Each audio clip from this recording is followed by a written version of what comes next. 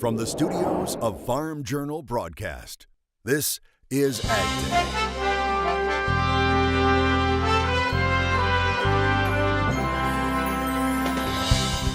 Coming up on AgDay, caught on camera, 2 bucks decide to pick a fight, and you won't believe where this happened. We see quicker germination, so the crop establishes quicker. Making the most of a precious commodity, and the U.S. moving forward with another round of trade talks. AgDay, brought to you by the Chevy Silverado, the most dependable, longest-lasting full-size pickups on the road. Good morning, I'm Clinton Griffiths. Happening today, U.S. and European Union leaders meeting in Washington. They'll be working on a new trade agreement. President Trump and European Commission President Jean-Claude Juncker agreeing to the meeting during the summer. Now, both sides agreed to avert a trade fight and work toward zero tariffs, zero non-tariff barriers, and zero subsidies on non-auto industrial goods. Now, last Thursday, Juncker said this agreement with the president, quote, will be done. He played down any talk of trade tensions after U.S. Commerce Secretary Wilbur Ross accused the EU of dragging its feet in exploratory trade talks. But there are plenty of stumbling blocks ahead for agriculture. That includes the EU's stance against importing beef with growth-promoting hormones and GMOs. Now, the most recent obstacle is EU's top court's decision to restrict crops derived from gene editing. Their decision has basically been to treat gene-edited crops the same as genetically engineered crops. And so, I think the precedent sets is one where there's going to be less innovation in the European Union. And again, it's going to be more difficult for us to adopt traits if we want to trade with the European Union. And I think that's going to be a real challenge. Luss says the EU could become more accepting of technologies in the future, especially with the introduction of nitrogen use efficiency crops. Luss says that acceptance, though, could take years. The president also tweeting that immigration is, quote, far more important to me as president than trade. He threatened to stop the revised NAFTA deal with Mexico. That's if the Mexican government does not stop what the president called the onslaught of migrants coming into the U.S. He suggested that he would cut off all foreign aid to other countries in Latin America as well. And he's suggesting calling up the U.S. military to close the border. USDA rolling out its latest crop progress numbers as harvest revs back up in the Midwest. USDA rolling out its latest crop progress numbers as harvest revs back up in the upper Midwest. The story continues to be soybeans, Iowa way behind the 5-year average, along with Kansas, North Dakota, and South Dakota. 53% of harvest is in nationwide, with most reporting good to excellent conditions. Now to corn, where we're seeing a lot of gains. Iowa now 29% harvested. That's better than the 17% last week, but still below the 38% 5-year average.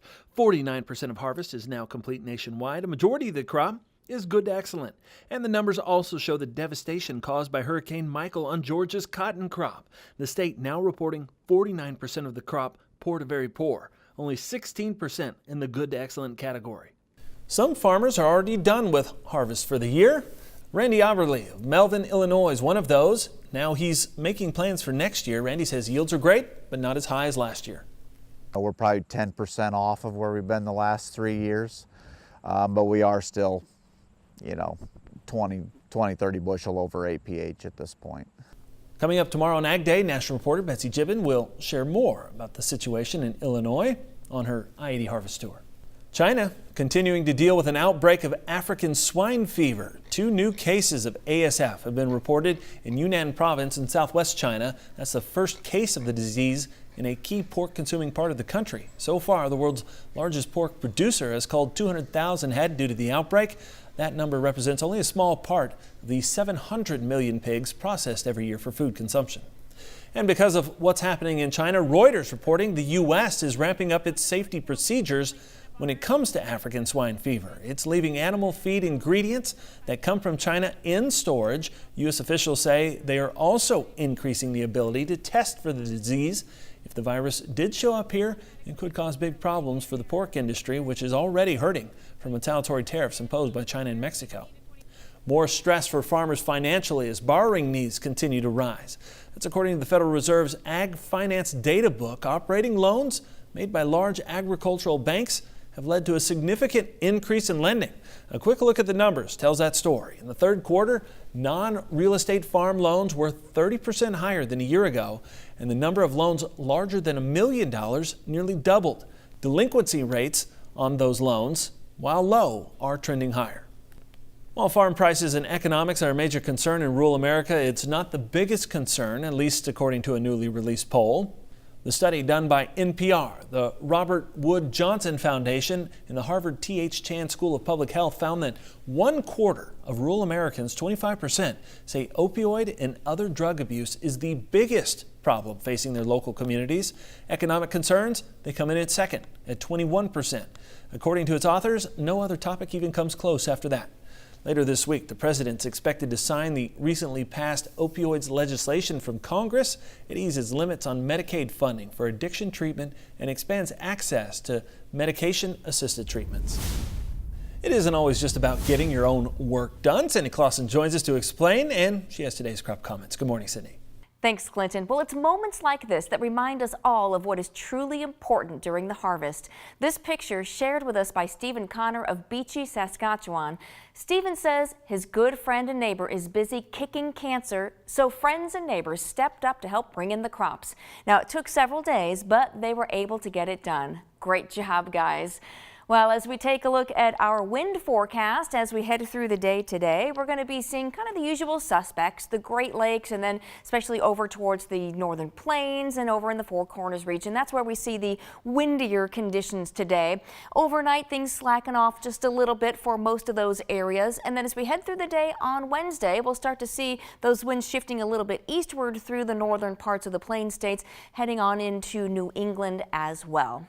We'll have your national forecast coming up, but first, here are some hometown temps. Your next piece of equipment is on MachineryPete.com. Search equipment from dealerships across the country to find what you're looking for. Only on MachineryPete.com. Still ahead, we look into the long-term effects all these trade issues could have. And later, two bucks trying to settle a score right in the middle of the street. AgDay, brought to you by the Enlist Weed Control System. More weed control, less drift and volatility, maximum yield potential. In agribusiness, soybeans bouncing back from last week's losses. More now from the floor of the CME. It's been kind of a low-key day, but the downslide has stopped for the time being. We know that the harvest is still behind, but that's not really affecting the market that much. Corn rebounded as well. Technical buying really supported the futures right now. 360 is the major support level, and that's an area that we have to watch out for, but we're far from that right now. We got down to 368 today. The market is still a little bit stronger. There's been some short covering and a little bit of bargain buying, and that gave the market a little bit of a lift today. Cattle was rising. That fewer cattle on feed in the feedlots really gave the market a little bit of a pop. Traders were surprised about that cattle on feed report, and it was helping give the market a little bit of direction. That 5% below last year, I think was significant enough to give the market a little bit of a boost. Feeders also rallied. The USDA surprise sparked this rebound, and it really needed it. The futures reacted in a very strong way, but perhaps that's because the market had been in a decline for 3 weeks since October 1st, and it could have been a little bit overcooked. So a surprise bullish news out of the report really gave, spurred a lot of bargain hunters to step in and buy it, and the feeder market started to really jump up. That's all from the floor at the CME Group. I'm Virginia McGathy. Doug Whirling, Bauer Trading, our guest here at the Agribusiness Desk today. Doug, as we look at what we're reporting on in the news, it seems like it's trade, and trade. Just about every day there's some headline or some new update between this trade war, trade tensions, the trade discussions and negotiations.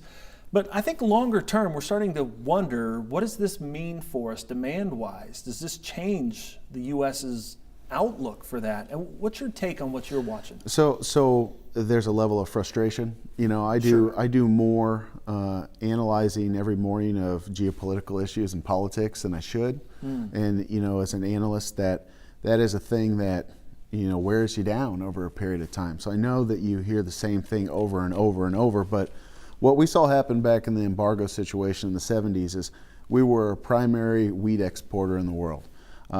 We saw Japan go to other places for corn. So history repeats itself, believe it or not. And what we're going to see here now is we know that Russia is number one from a wheat standpoint. Brazil is going to take the bean market over from us. It's gone. It's not. We are not going to get that back, regardless of what happens with this tariff situation. Now, I'm not saying we won't get business back. We can broker a deal with them and they'll pay so much, but they're going to go to Brazil for that extra needs now. Now, the one area that we still control and we dominate to a certain degree is corn. Our corn export sales year over year are phenomenal.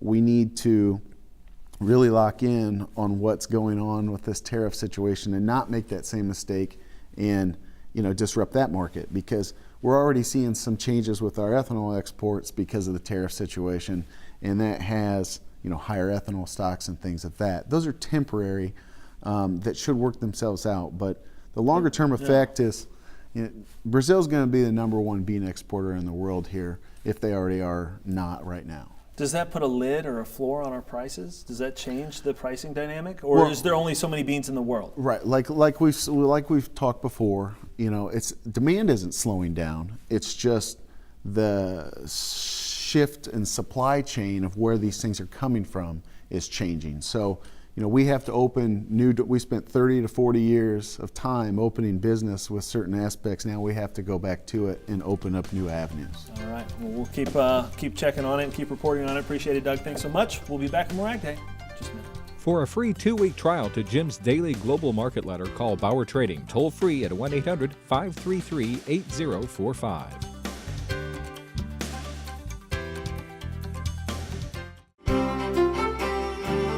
Welcome back to AgDay here with meteorologist Cindy Clausen, looking at the weather map. And Cindy, the biggest feature on this map may be what we don't see, which is that hurricane down in Mexico. Yeah, exactly. We've got Hurricane Willa, and it's a monster of a hurricane. But what that's going to mean for the United States is that we're going to be bringing more moisture to areas that do not need it, and that includes much of Texas. Let's take a look. Now, we've been seeing the moisture along the Gulf Coast, especially the western Gulf, for a while now. So we're going to continue to see that today, but watch as we put this into motion, and we're going to start to see more moisture streaming up from Mexico as that moisture ahead of that hurricane moves northward. Much of the nation's midsection, with high pressure settling in, it's going to be high and dry, so we should be able to get into the fields, get some harvest done in a lot of the corn belt. We'll be seeing some rain, maybe even a little bit of snow in parts of New England, but it's going to be kind of along this front. Gulf Coast states, you're going to see some showers and maybe some rumbles of thunder, and along the stationary front, it's rain and upper elevation snow. Heading into the overnight hours, that high pressure moves slightly to the east. A lot of dry conditions in the nation's midsection, but boy, does that moisture really build into Texas, into Arizona and New Mexico, into Colorado. We are looking at some really, really wet weather there, and that continues to push on off into the Texas, and then you start to see that into parts of the western central plains. Man, it's going to be very, very wet there, and we're already extremely wet. And take a look at the precipitation estimate. We haven't seen a ton over the last 24 hours, but boy, when we add that moisture in, we're really going to see many areas with another 1 to 2 inches, even 3 inches of rain, especially as you get over towards New Mexico. And so we're going to do something to watch as we get into the next couple of days as that moisture continues to stream northward. Temperature-wise, a lot of 50s and 60s, even some 40s in the kind of northern half of the country, 60s and 70s down south for most areas. That cold front continues to sink southward in the overnight hours. A lot of 30s and 40s across the northern half of the United States, more so 50s and 60s down south. But watch what happens as we head into tomorrow. Boy, those 50s take a dive even further to the south, where we're only at 58 in Memphis, only 47 in Amarillo, so some cold air all the way down into Texas. Jet stream, well, we still have a ridge in the western part of the country, a trough bringing some stormy weather to the east. That ridge will start to break down, and then we'll see a real big trough. This is the GFS model, really building in a big trough for the weekend and into the early part of next week in the northeastern quadrant of the country. That's something that I think that we'll have to keep an eye on, especially as we head into the weekend and into early next week. That's a look at your national forecast. Now let's check out the weather where you live. Copperopolis, California, abundant sunshine for you today with a high of 75 degrees. Murray, Kentucky, mostly sunny with a high of 65. And over to Farmington, New Hampshire, mostly cloudy with rain likely for you and a high of 48. All right, you have to see this. Check out these two bucks going at each other. Now, this wasn't out in the country. This was in a Cincinnati suburb. The brawl lasting only a few minutes, but long enough to be captured on the dash cam of a Blue Ash Police Department vehicle. Police posted this on Facebook saying, normally they wouldn't tolerate fighting in the street, but they felt it best in this case to let nature take its course. State officials say October is the beginning of Ohio's deer mating season. All right, coming up, while Canada's Class 7 system may not be going away entirely, and how millennials may be changing the cheese market.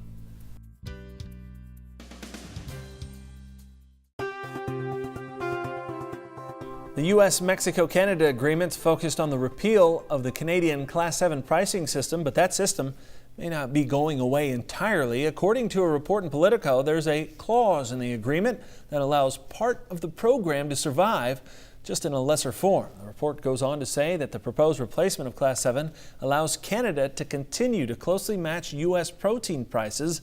That's only a small change from the current policy. Currently, Canada can lower prices to 3 key areas: the U.S., EU, and New Zealand.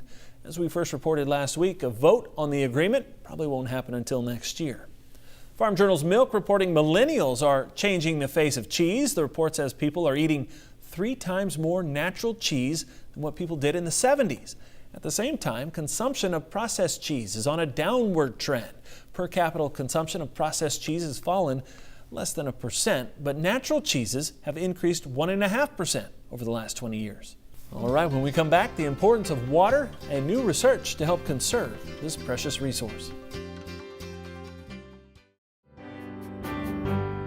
In the country, brought to you by Kubota. See the all-new Commander Pro zero-turn mower at Kubota.com or visit your local Kubota dealer today.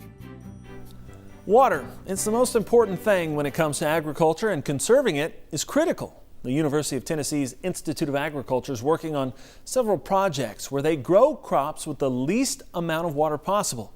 Charles Denny shows us the innovation behind fast plant growth and saving water.